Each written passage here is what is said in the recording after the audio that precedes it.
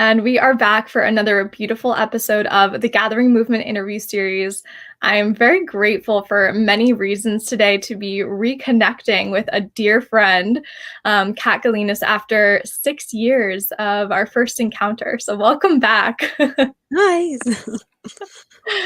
We were just kind of chatting on how long ago it was that we met, and we actually met at an ashram in New York. And here we are both doing somewhat similar work in the world, not necessarily exactly, but our work in the world is both here to help others. So as I love to ask this question, how does your work in the world empower people to be the leader of their life? It's a good question. We teach people when I say we, I mean me and my business partner, Shelby Robbins. We co-created the school, the Yugen Institute, whose mission is to expand human potential, but we also have a coaches training program. So what we do is we teach people what it is to human. There is like an art and a science to being human. So we teach the people how to break down their reality and actually be able to navigate and shift their internal experience in a way that actually empowers them in their life. And they get to have a say in co-creating what they experience. I love that. And I was actually just walking with my sister-in-law before this, and we were talking about how no one teaches us how to be human. We learned geometry, but no one teaches us this.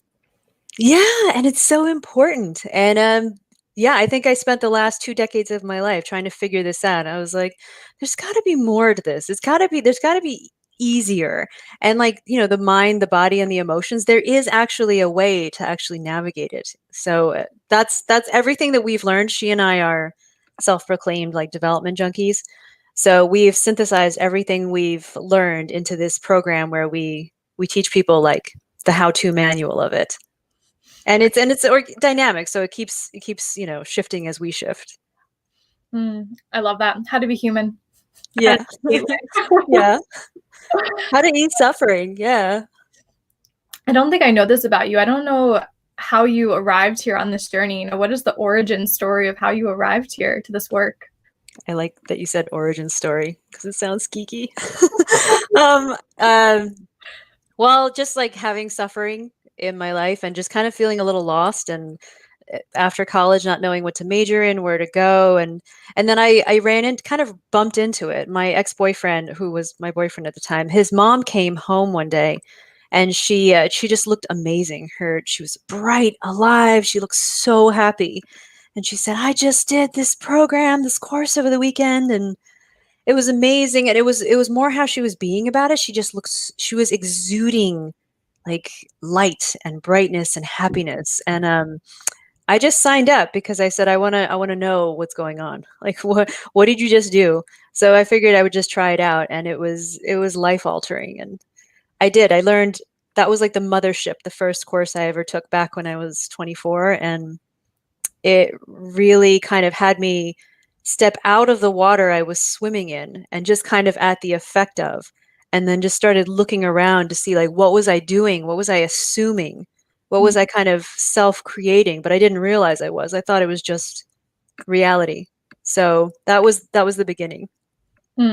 It's interesting that you say this experience almost gave you that awareness, because most of us, we didn't learn how to human. So most of us are just going through life, having things happen, saying, what the hell? Why is this happening? But you had this experience that allowed you to say, interesting. Okay, I see you. What's happening here? What's going on? Why are these patterns starting to resurface? Mm-hmm. Yeah, and it was in a room full of 100 and maybe 120 people. So there's something that happens in a group field and dynamic, and when people start kind of sharing about their experiences, and while the leader, who's a very skilled listener, is guiding you through it, and then you kind of have these multiple aha moments of I do that. Wait a minute, I thought that. And before that, I think I just thought it was only me, something was wrong with me, or I was just weird. But then I started seeing how the human machinery, it's pretty we're same but different. We have a lot of similar things happen in our experience. We express it sometimes differently, but the mechanics are somewhat similar. So true.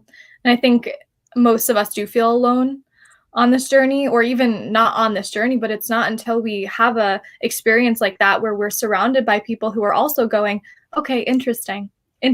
I'd like to change this about myself, or I'd love to see this through another perspective, that we start to realize that we're not alone on the journey. Yeah, and it's so important. I love that you said that. Like just hearing people's perspectives and not feeling alone. And I want to piggyback on that, like feeling safe to express what is going on for you. It's so clutch because I think if we don't feel safe to express, we probably didn't grow up in a environment where we felt safe. Like we probably learned that it wasn't safe in some way. So having a safe space after not having it for so long, it just does something to your whole nervous system, your whole psyche. Like, oh, it's not like this everywhere. Because I think, at least for me, just owning my experience, I think for me, like I thought how I grew up was just how it was. And I just projected that out onto the world. So true. I love that reminder. I appreciate that. Now, I'm excited for our conversation today specifically because, as we were mentioning beforehand, like I've heard of this word shadow, but I'd love for you to give us like just the 101. What is shadow? Yeah. So this is how we teach it in our classes. I'm just going to give kind of a very simplified version as if you've never heard of it before. So, you know, like the iceberg, you ever see that picture of the iceberg where they show the tip of the iceberg showing above the water? And then like there's like 2/3 this giant like chunk of ice underneath the water. The conscious mind, the part that we're aware of is that's how we operate from day to day. And then our shadow, also known as our unconscious, is that 2/3 iceberg chunk underneath. And we probably bump into it when we say to ourselves, if we tune into our emotions, that's probably the quickest way to bump into shadow because it's not logical most of the time. So like we might meet someone and have this kind of like visceral emotional reaction, or something might happen and then we feel this way and we might say to ourselves like, why do I feel like this? Like that's how we know we're bumping into shadow. The quickest way to tune in is never through the mind, it's through the emotions, or and even the physical, like when we have like a nervous system reaction when we might feel tense and we don't understand. But shadow is anything in the unconscious, anything we're not consciously aware of. And the doorway through emotions. Okay, so we have to buddy up with the emotions, and I like to say we have to dance with our emotions because they're doorways, always Yes. something deeper. Yeah, exactly. And it's a lot slower than the mind. The mind can be like beep, beep, beep, beep, beep, like trying to figure things out, navigate, explain away. But with the emotional body, it's much slower. It's literally like a slower kind of frequency. So we have to just drop in and slow down and to tune in. So would someone do this through like a meditation or a guided experience? Like how would they drop in? There's a lot of ways. And what you just named is exactly it. Meditation can do it, slowing down. There's the journaling. That could be a good way. There's a technique called focusing. Um, there's a book called The Power of Focusing. I think it's by Anne Weiser Cornell. That's also where we sit with one of our emotions and we can just sit down as though we're sitting next to like a friend, or sitting next to like, I don't know, anything like a bunny near a lake, and we just kind of slow down and we treat our emotion the same way we would treat like a bunny that we met out in nature. We're calm, we're welcoming, we're safe, and we just listen. If we're talking, we can't hear it, but if we slow down and we listen, you'll eventually start to hear things that it tells you. It'll tell you a story, a feeling, concerns. But this is the part where it kind of sounds simple, but it's also kind of advanced, because just from doing client work, I've noticed that it's hard for people sometimes to really slow down to the point where they can feel it and listen, because even feeling the emotions can sometimes feel threatening. I think, and this is not a generalization for everybody, but just in general, I think some people are taught that their emotions aren't safe, or they get overwhelmed by them, or they could not know how to process if they allow them to surface too much. So it takes like kind of like a shifting into curiosity, knowing, well, kind of logically knowing that by allowing themselves to fully feel something and listen, it will actually move it through and actually release it more than if they distract.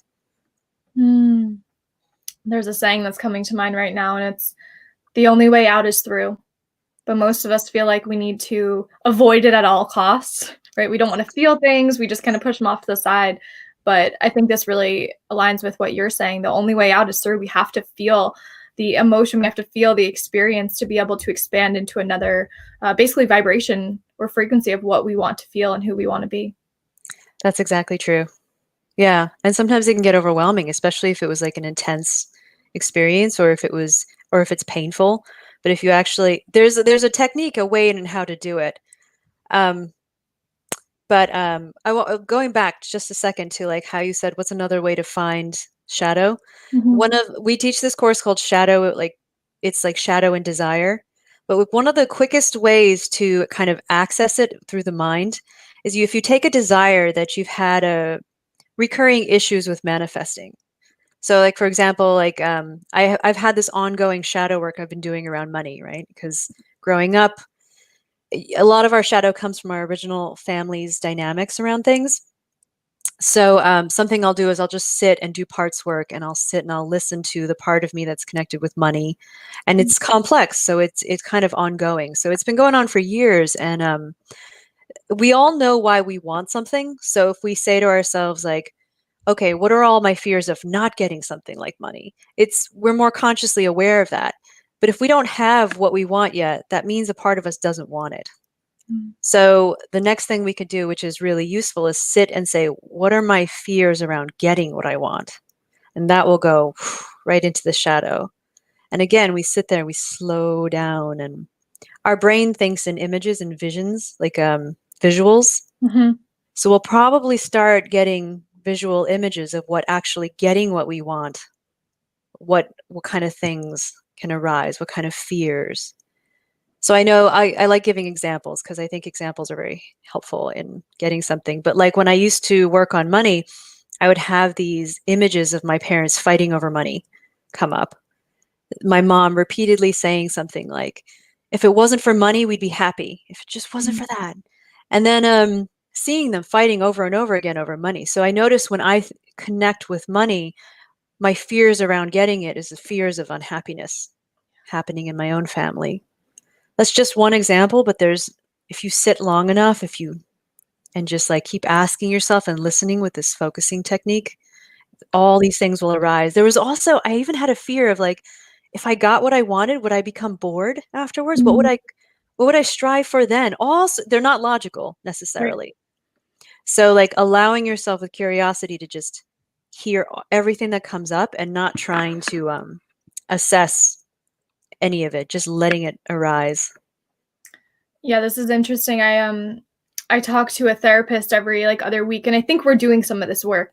And we were also talking about money, and I'm sure this is a big one for so many people, just based on their upbringing.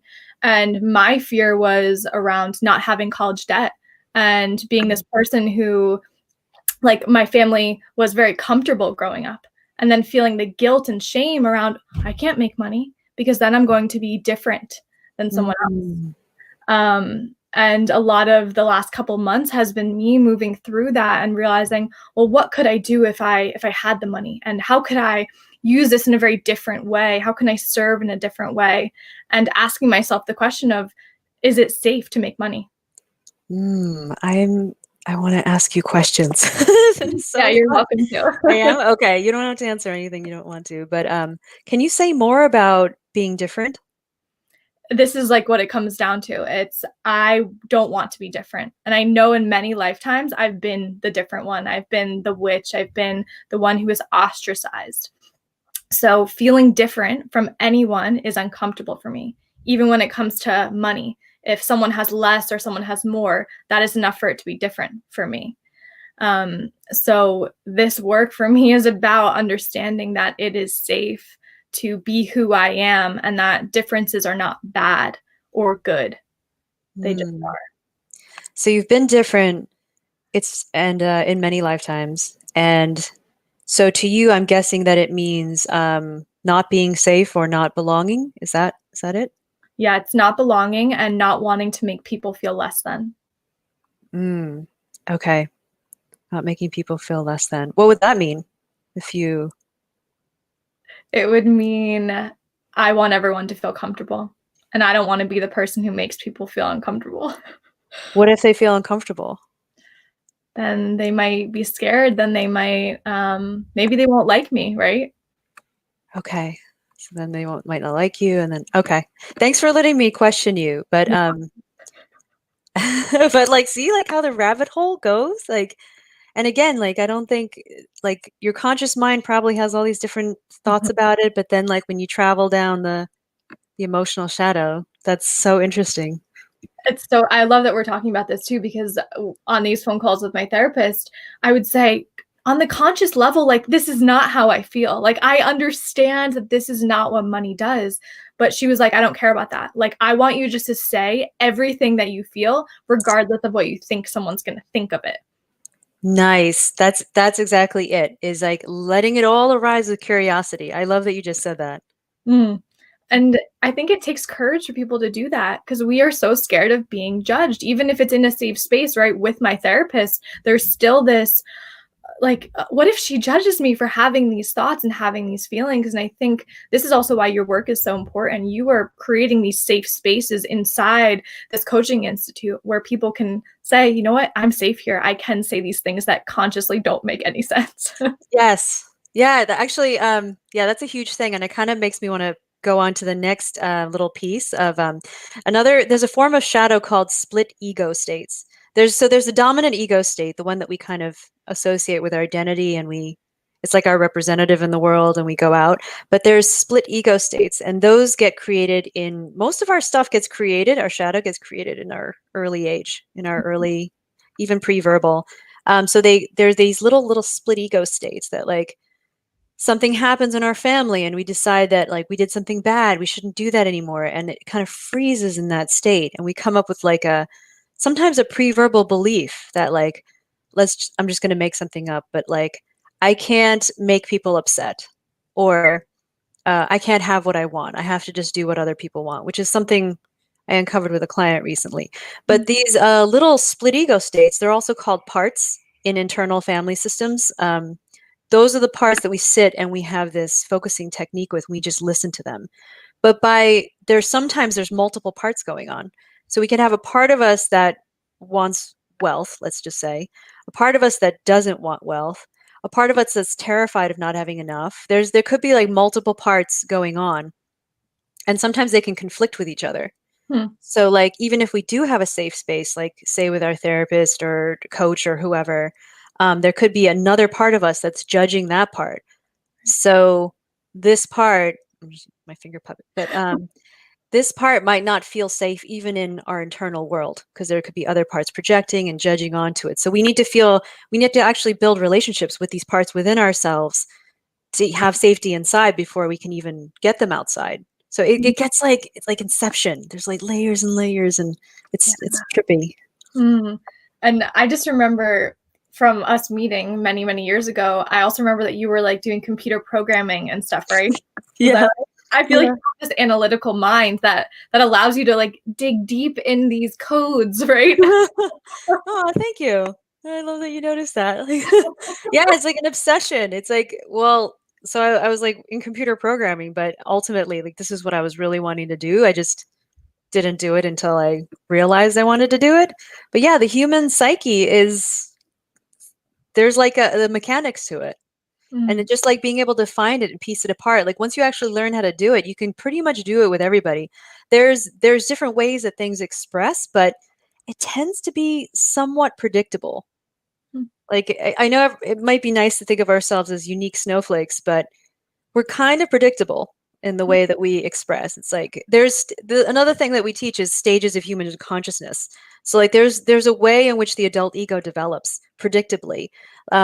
I think it's like from developmental models on Piaget, Ken Wilber, and then Terry O'Fallon has a stages model of how the consciousness evolves and how it notices more and more. They call it like objects.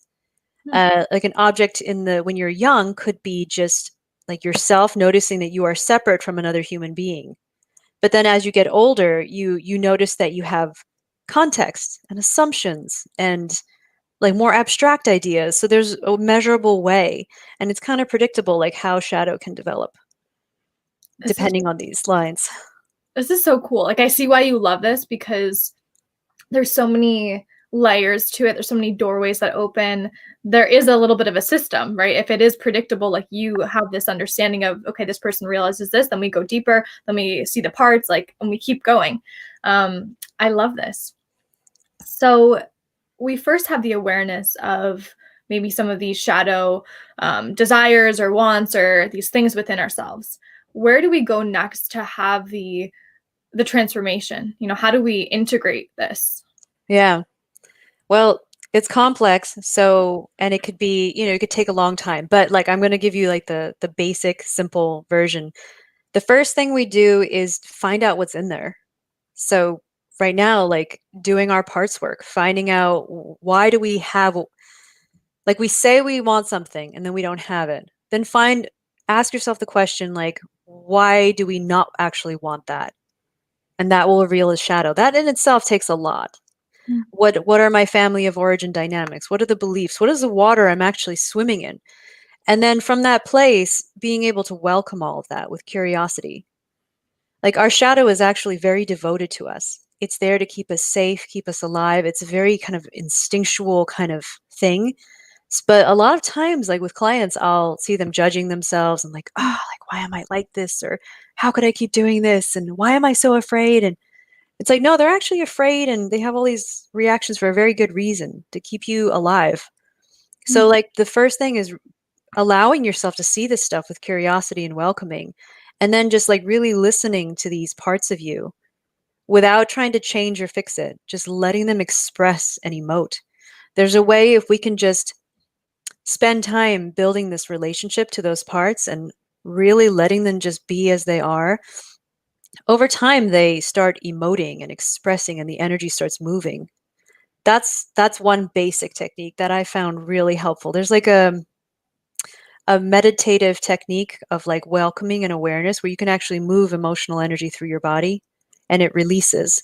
And over time, it takes time, but like over time, they start to slowly integrate as they begin to trust you. Like, oh, you, the dominant ego state, you actually have our best interests in mind. And they Mm. start to kind of relax and chill out. And eventually, sometimes they just integrate and you don't even realize they integrated. It's just things have just shifted. Other times, it could be a lot more complex and there has to be a bunch of work done, but that's the basics. Mm. What has been the coolest transformation you've seen with any of the students? I think one of the coolest things was teaching them projection. Mm. I get really interested in that. So projection is another form of shadow, and I don't want to go all over the place, but it's basically an unintegrated part of ourselves that we are not aware of or we're rejecting, and we project it out onto the world like literally like a movie projector. So for example, if this is one that I integrated like a year ago, I thought anger was wrong. It's like, Mm. because my family had a lot of anger, and I said anger is harmful. It's just wrong. And then I wasn't really owning the fact that I got angry all the time Mhm. over little things like, being cut off in the road or something, or but I wouldn't be able to see it. I would just be able to see when other people were angry, and I was just like, no, Mm. anger. We shouldn't be angry. And then it's like, is that really true? Should we actually not be angry? And then I would notice I was in this one training, and there was this person who got angry a lot. And I was like, oh, okay. So he must be in this course so I can see what's going on with me. And when I resolve this with myself, he will shift. Because like I'd been on the rodeo enough where I knew that that was the teaching. So I started like actively looking at my own relationship to the parts of me that were angry. And doing the same technique, kind of listening to them, hearing what they had to say, and realizing that anger always arises when there's a loss of power. If there's like a fear, pain, loss of power. And when I slowed down enough to actually look at that and see that my anger actually helped me a lot, got me out of sticky situations, helped me not just collapse in fear, then I was able to have a lot more compassion with those parts of myself. And then all of a sudden, like my projection on this guy in my course just completely fell away. And it turns out he's like a sweetheart, but he was also in pain. And I think so it's like the shadow, like split ego states, parts, and projections, it's all kind of, it gets all entangled in one. But that's pretty cool when my students start being able to like catch that and take it back and then see that, oh, it's me. If you do read the works of Byron Katie, like Mhm. Loving What Is, she talks about projection all the time. She doesn't use those words, but she's doing projection work. Yeah, it also reminds me of even in the Four Agreements, he's talking about Mhm. projection. A Course in Miracles is talking about Yes. projection. So Yes, they're all teaching it in all these different ways. The yeah. Four Agreements is great. I remember reading that like 15 years ago and being like, what? Like, okay, the dream, the waking dream, and the mitote, and Mhm. yeah, but now it's I think Terry O'Fallon was the teacher who helped me like break it down. She said, anytime you have a judgment about anyone, whether it's positive or negative, there's something unowned and unintegrated going on that you're pushing out onto them. I think if the entire world understood that concept and just understood, not even like completely integrated, this would be like a very different world. I know, like world peace. Yeah. Imagine if they taught this in schools, like how humans work.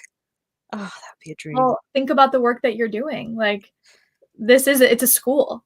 A That's human our hope.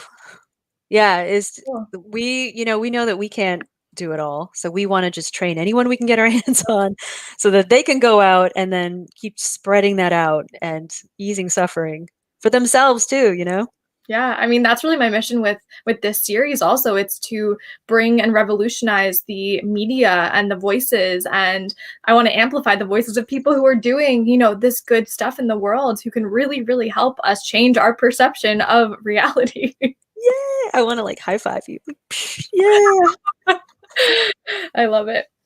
I'm also curious for you, what's been the most kind of motivational, transformational book that you've read?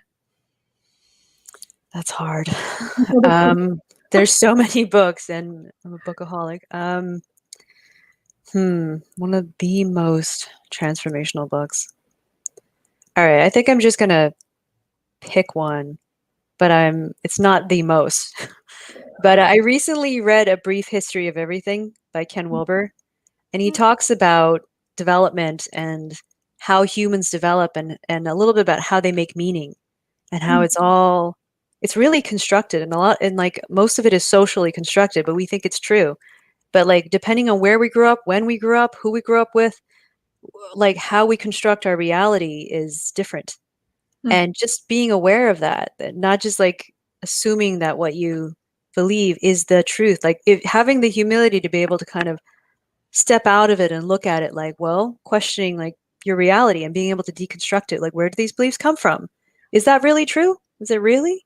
And then the stages of development by my teacher Terry O'Fallon were based off of Ken Wilber's book. He teaches like all the stages of consciousness from birth to adulthood and how it can basically it could lead to like more expanded spiritual awareness and how it's actually very attainable by any human. And we think it's not, and it is. It's not just meant for gurus and enlightened beings. Like we all can do it in this very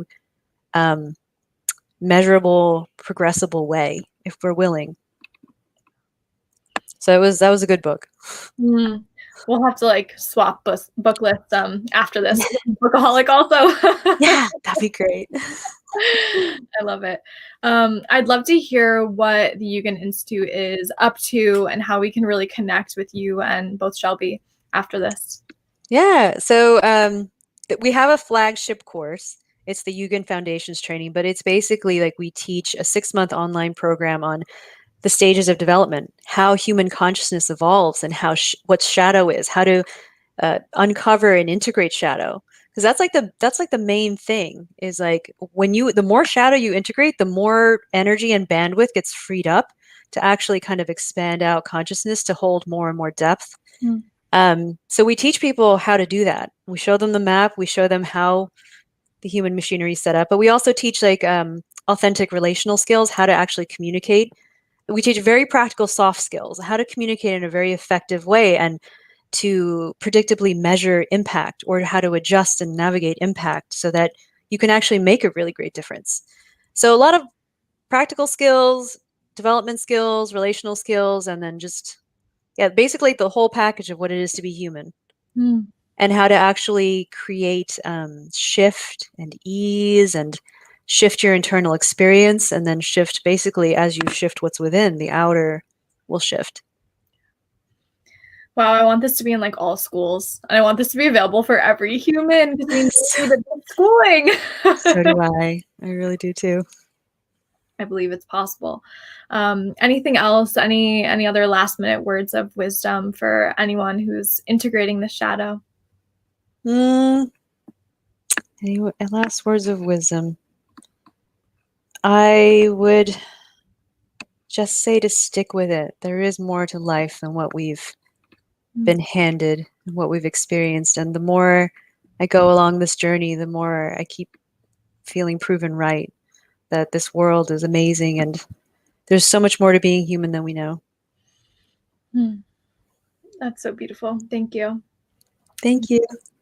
Thank you for being here, and thank you everyone for supporting this mission and supporting people like Kat who are here to really uplift humanity, change the way that we learn, change the way that we relate to one another. So thank you everyone for being part of this series. And as I probably said at the end of every single interview, the goal for 2021, now it's actually 2021, is to interview 100 more of these pioneers, way showers, people who want to uplift humanity. And I want to interview these interesting, inspiring voices who also believe in this change. So if anyone knows anyone, you're just going to drop them in the comments, and we're going to continue to bring this mission to more and more people.